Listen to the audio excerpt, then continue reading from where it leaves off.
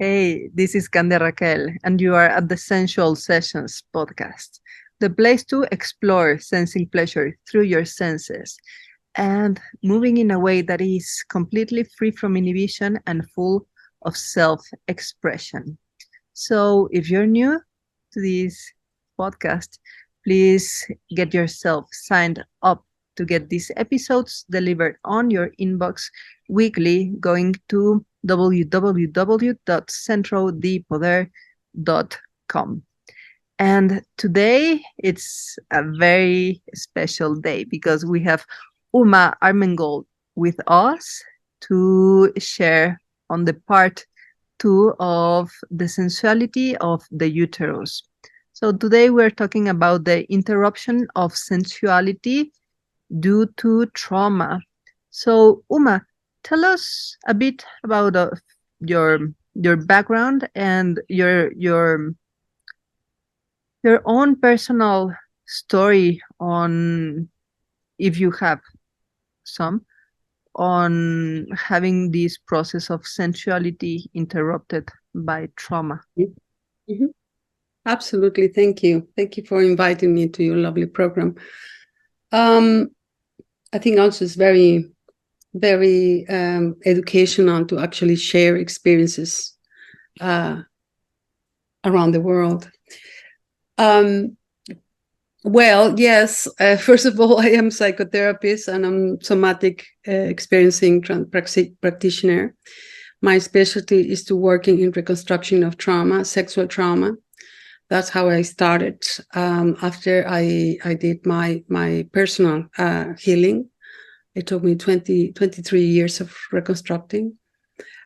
So in the beginning, I didn't know what I was going into. I thought I was just clearing the family baggage of that we all have. But as soon as I entered my body therapist degree, then the body started talking. And then I knew I had sexual trauma. And I didn't know at what capacity. And I didn't know really what was that. I just knew that my life energy force was collapsing all the time, going through burned out, having very successful companies and then collapse, So I was very curious and I started researching about life energy force. I said, why is it that life energy force gets interrupted? So one thing took me to the next and the next until I said, okay, the wheel is invented. Let's do my sexual healing. I went to many healers around the world to actually learn. Of course, I was going with my clinical eye and research because I always thought this is delicate. I don't want re-traumatization. So how can we heal without re-traumatization? So in somatic experiencing, we work with the neural system, with the brain, the three different brains plus or vagus nerve or guts, and how we reconstruct the relaxation, the ease of life, and we break free from trauma. So I understood that the vagina has a particular way of expressing the trauma. Many women experience they cannot feel when they are having intercourse. They cannot feel the vagina, and it's quite painful. Some other women actually feel the womb. The pain is in the womb. Some other women are totally blocked. Some other women have felt the sense of felt sense, but they cannot really enjoy pleasure. What is pleasure really? How does it feel? Is it nice, yummy? And so I start making research about touch.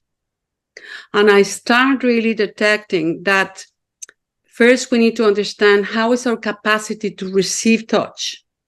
Like if you put your hand like this and you touch yourself very soft and gentle, How does it feel? Do you feel tingling? Do you feel nice?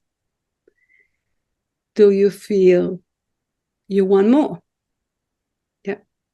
many people are numb in the skin. Yeah. That can give you an idea that if in the outside you are not able to feel nice sensations and you actually feel your skin, the vagina is going to be also numb. Yeah.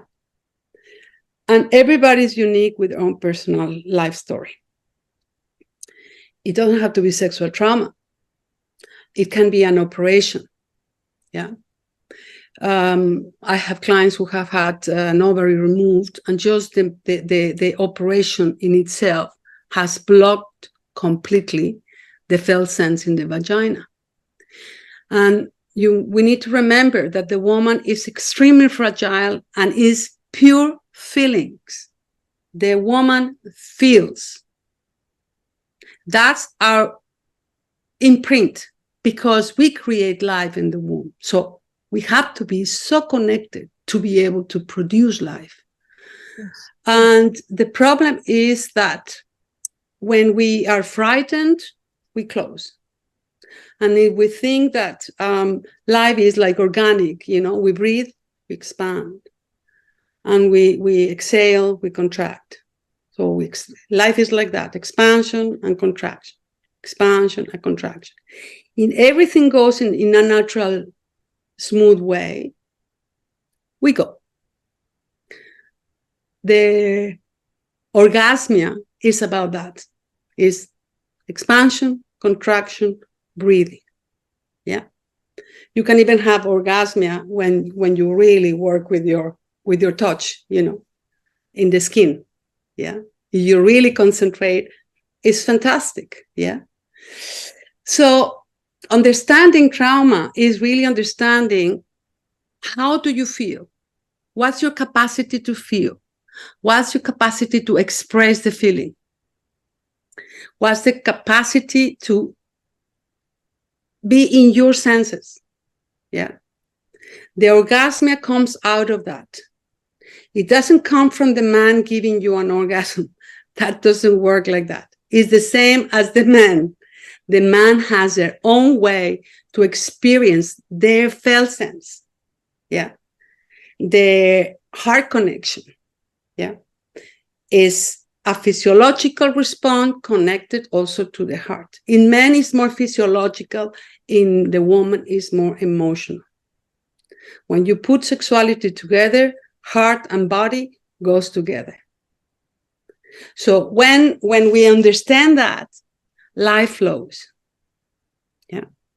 But when trauma is there are blockages. And it can be psychological blockages, it can be physical blockages of many kinds, because it's an infinite.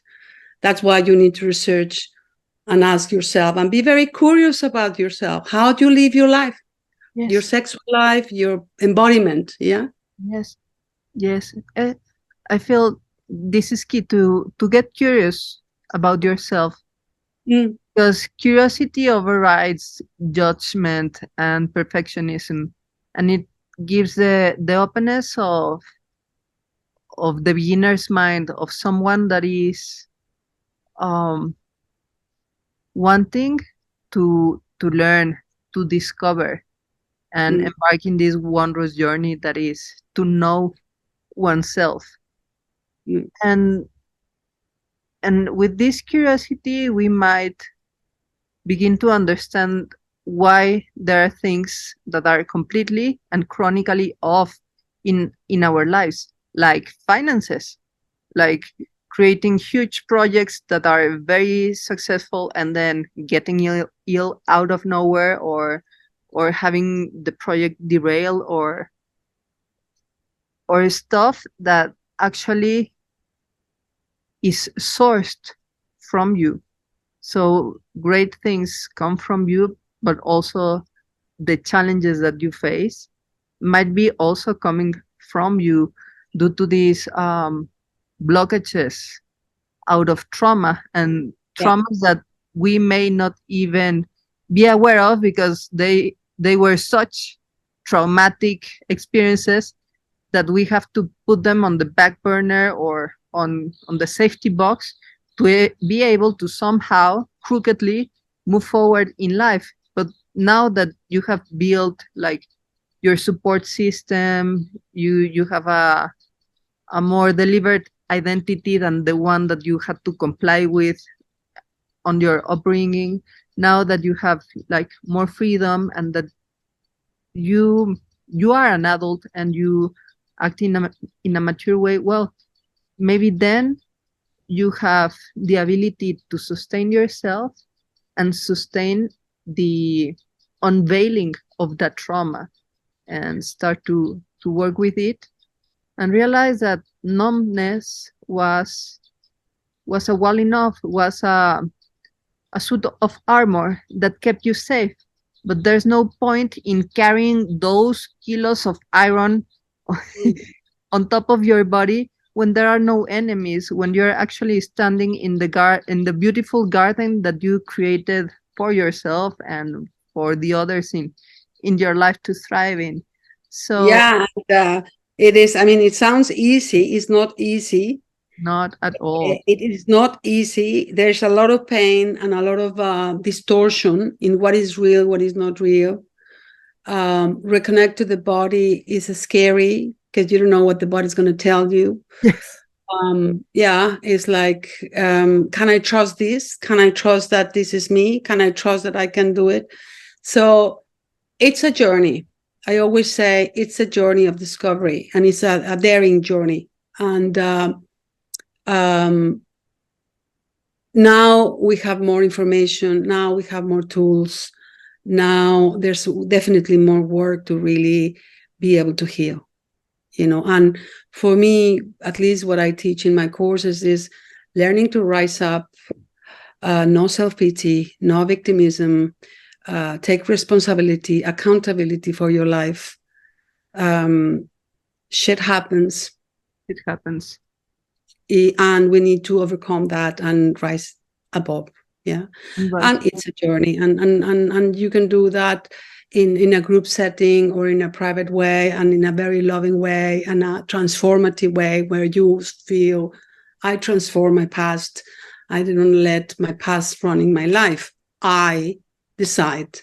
I walk my way home, which is what I teach really, because you can do that really. It's a path. It's your journey of reconstruction. Yeah. It's a path of reconstruction. Would you share with us a little exercise to just get started on this endless journey of reconstruction?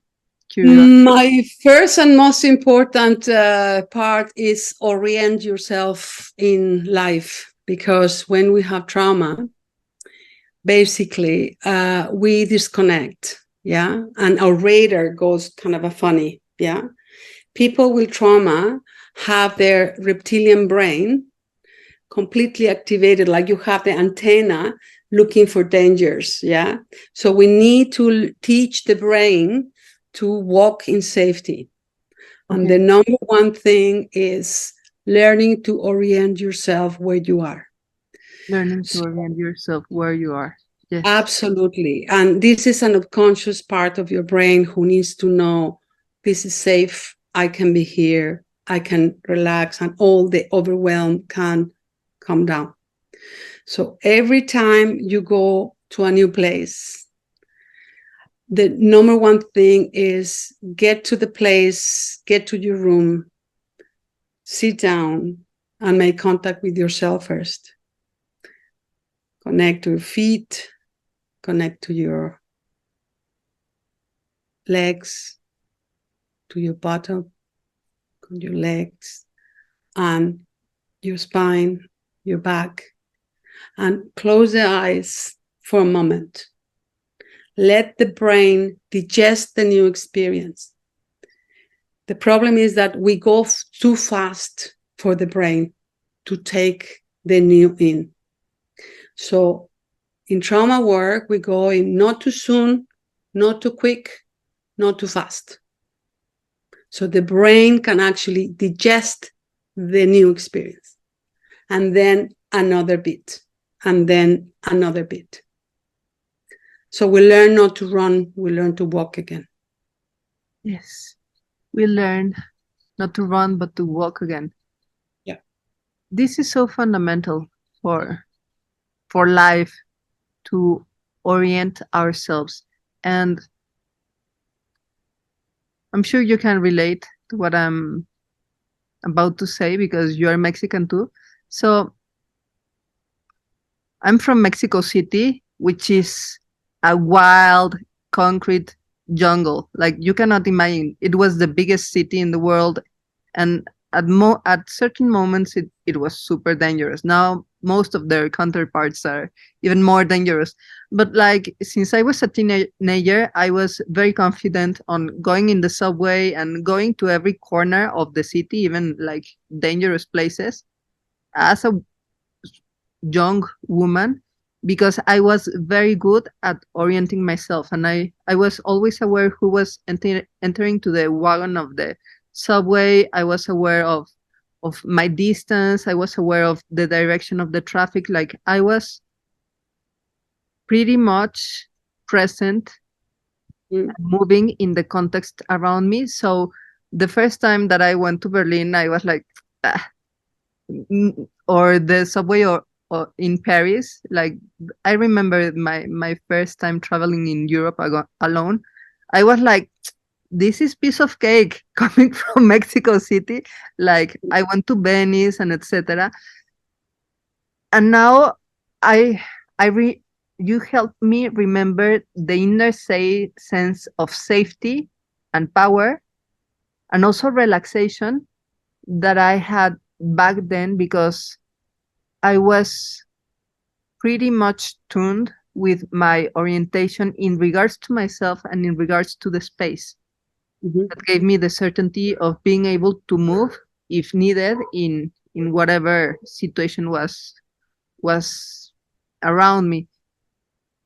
But along time and different challenges and situations, now I realize that I stiffened up, that I became more clumsy and distracted, and that meant that I was not so attuned to the present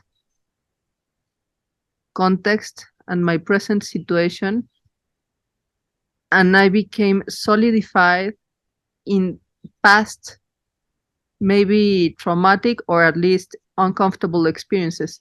So when I lost my orientation, I lost this physical sensation of grounding and safety. Because, for example, now I am in a peaceful space in front of the lake of Pátzcuaro with birds chirping and trees.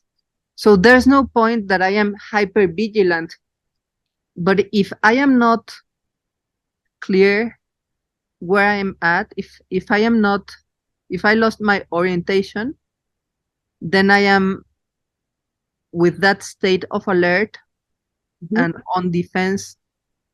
And on the contrary, if I stayed in Lake of Pátzcuaro mode, super chill, and go to Tokyo, maybe it's bad idea. So I like a lot this very meaningful and important tool of orientation. Like, where are you now? And wherever you are, make sure that you are safe. Absolutely. Yes. Safety and protection. If you find that in your healing journey, you have good chances to succeed. You know, you need to remember that trauma happens because we were not safe, we were not protected. So we need to reclaim that sense of safety. Many people don't know what is safety. Yes. And I agree with you, you know, traveling in Mexico City is chaotic. And the interesting thing is that your brain gets used to that. Yes. The brain desensitizes from the rush. Yes. Yeah.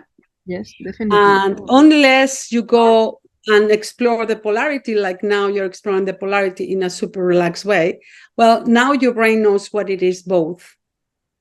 Now you can differentiate and choose according to what you like best. Yes, choose. You feel more safe. Choose because you're placing yourself in a position where you are free to choose, which is Mhm. what we lacked when trauma happened, either because we ourselves set ourselves in the mouth of the lion, like we went Mhm. there Mhm. where we lost our capability to get out, or because simply we were little kids and we had to complain with whatever crazy thing was going on between our parents. So Mhm. we really had no choice. Mhm. And even in during the traumatization happenings, we made sure to get fed that day and stay under that roof until we completed school and be able to get away from there. So just to put things on a dimension, and that exactly this, claiming the sense of safety, is an exercise of maturity, is what adults do.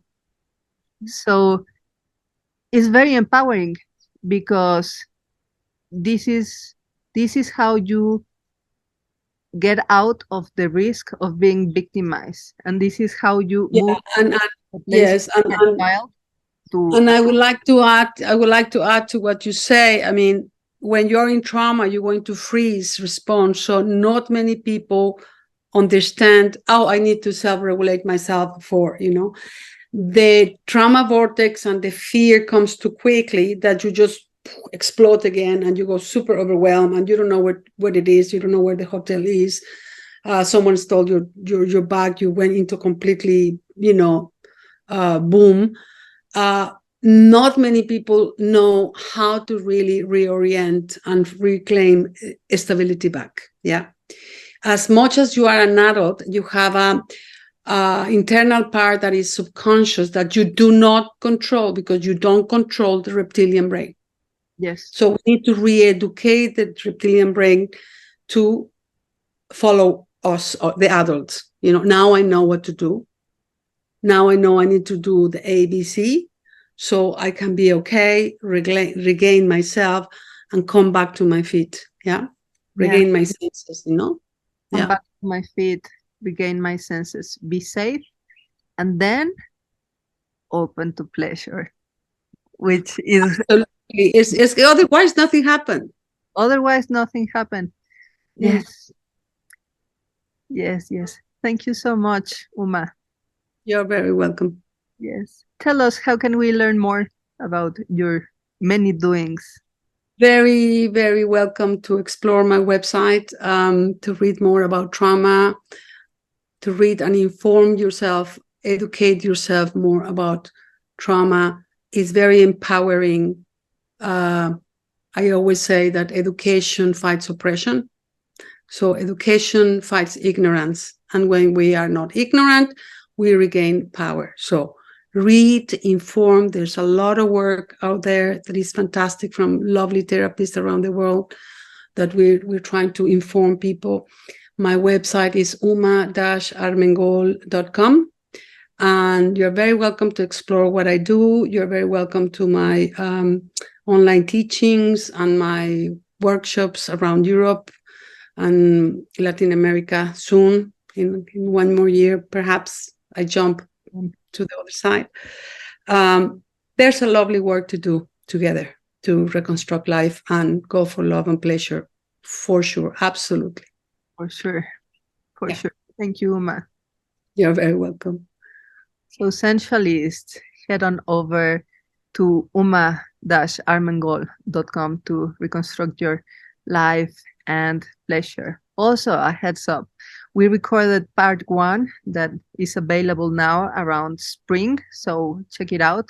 And part 3 is coming up in the next what is solstice equinox of autumn. So make sure to check it out around October. That it's gonna be part 3 of the sensuality of the womb.